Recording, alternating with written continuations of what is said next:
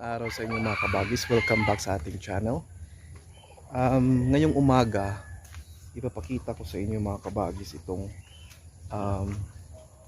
pamaraan ko upang hindi mamatayan sa pagkaroon ng yung magpagtatain ng ating mga alagang baboy.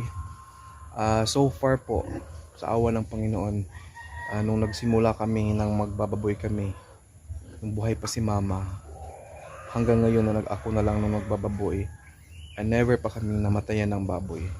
Hindi po ako umaasa sa mga injections or yung mga tawag niyan, gamot sa mga Agrivet or Pacifica na makabibili mo yung mga gamot doon na para sa pagtatain ng mga alagang baboy. Ang ginagamit namin noon pa man ay ito mga kabagis, simple lang.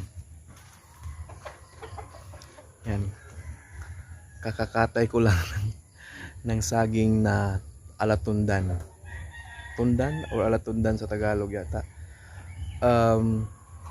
Kung walang bunga, kasi normally kung may bunga, yung green pa na bunga ng alatundan, maganda yon, i-chop mo yon at ipapakain mo kung mayroong ganon, green, yung hilaw. Pero kung wala, yung ginagawa ko na yung kanyang mismong puno, yung hindi pa namumunga, yung maliit pa lang na puno, yan. Kunin mo yung ubod ng saging na yon na alatundan, wag yung saba, yung alatundan, kasi effective yun kasi mapakla. So once mapakla yung makain ng baboy, automatic yan na kahit gaano kagrabe yung pagtatain nila, kung makakain yan sila ng ganyan na ubod ng alatundan or bunga ng alatundan na dilaw o green, mawawala at malunasan yung kanilang pagtatae. Proven and tested yan ng mga kabagis. Napakasimple niyan, pero napakagaling na pamaraan upang maiwasan ang pagkaroon ng patay na alaga o pagkamatay nila. Kasi minsan kapag hindi mo yan malunasan ng 2 o 3 araw na sunod-sunod talaga, yung talang tubig na yung lumalabas sa kanilang puwet, yung dumi, ang tendency niyan mamamatay yung alaga natin. So far wala pa akong ganun na experience na namatayan. However, may experience akong maraming beses na yung sa pagkakuha ng biik sa binilhan mo, may mga cases na kasi mahaba yung biyahe, tendency pagdating ng mga biik sa kulungan ninyo is magtataiyan. Kapag hindi malunasan agad-agad yan, talagang lahat maghawaan na, tapos may tendency na namamatayan ka. So pagkatingin mo na marami ang apektado nagtatae sa biyahe, bigyan mo kaagad yung ubod ng saging.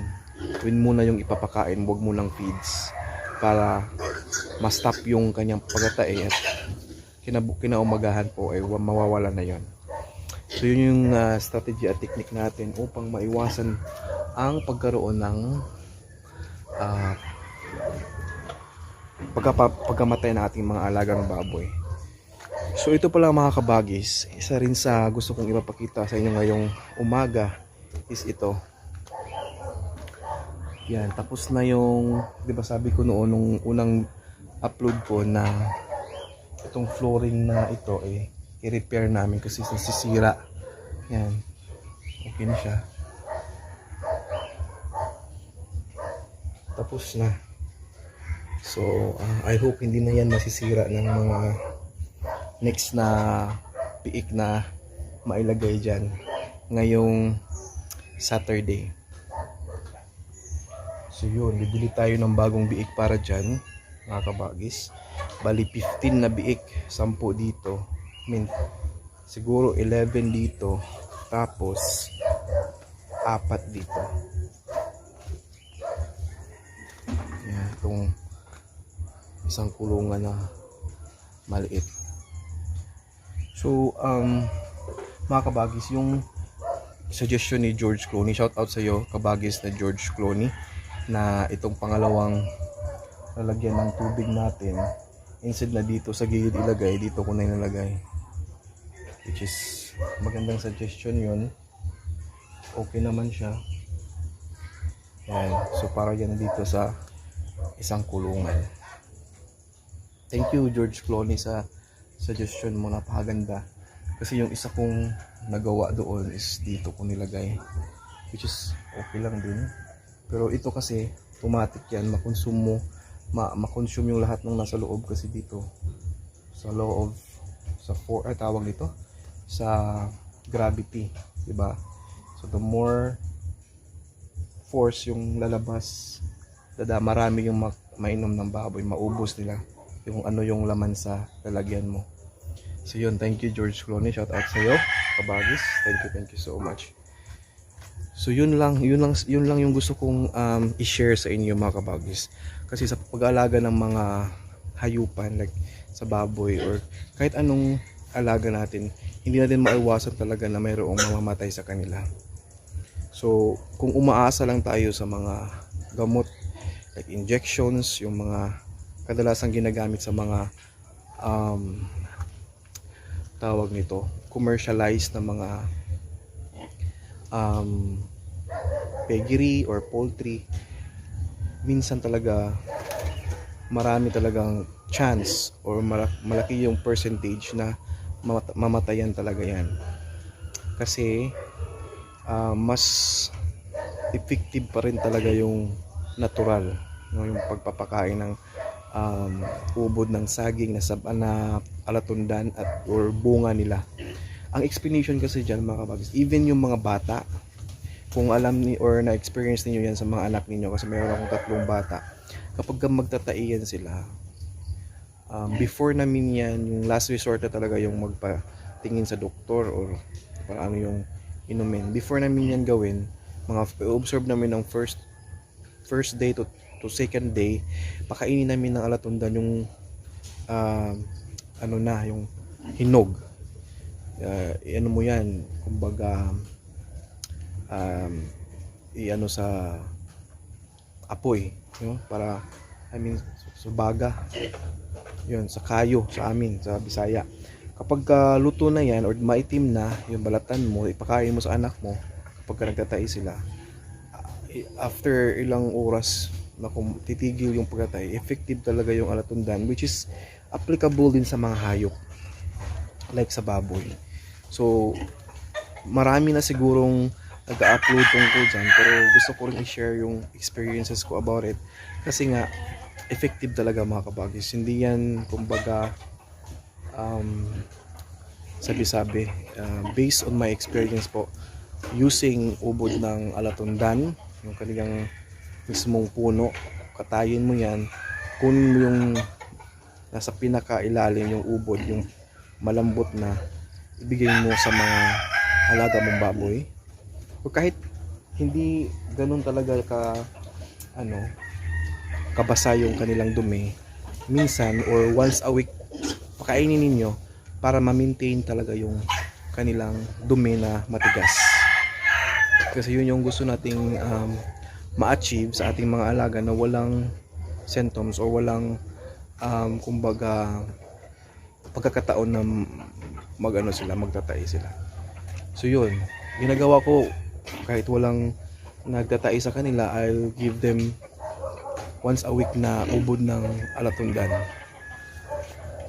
Kasi ngayon mayroong isa sa kanila, yung pinakamalaki na kabagis, is basa yung kanyang dumi. Hindi naman ganoon ka watery, pero basa ito. So ngayon pinakain ko, tumigil. So hindi na siya nagtatae. Yan. So I guess yun lang yung gusto kong i-share sa inyo mga kabagis. I hope na mayroon akong bahagi ngayong umaga.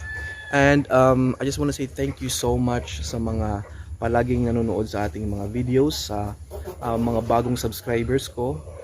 Actually kaka-switch ko lang ng topic about farming, backyard farming, pagbababoy. Yan, yung mga content before hindi ganito, pero thankful pa rin ako sa mga nagsistay sa channel ko hanggang ngayon, nandyan pa rin na sumusuporta. Kahit na nagbago tayo ng content, At sa mga bagong subscribers ko, thank you so much. Plano ko mga kabagis kapag ma-reach ko na yung at least man lang 8K subscribers. Ngayon nasa 5 plus na tayo. Thank you so much. Pag ma-reach ko na yung 8K subscribers and above, gusto ko sanang ibalik yung pasasalamat sa inyo.